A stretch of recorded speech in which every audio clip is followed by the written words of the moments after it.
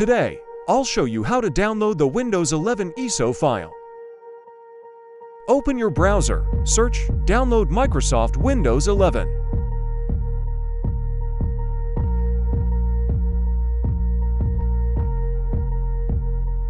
Click on the first results from Microsoft.com. On the newly opened Microsoft Download Center, scroll down to Download Windows 11 Disk Image File.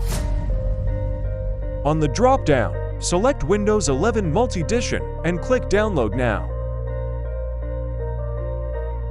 Select the preferred language and click Confirm. After validation, the download is ready. Click on 64-bit to begin your download.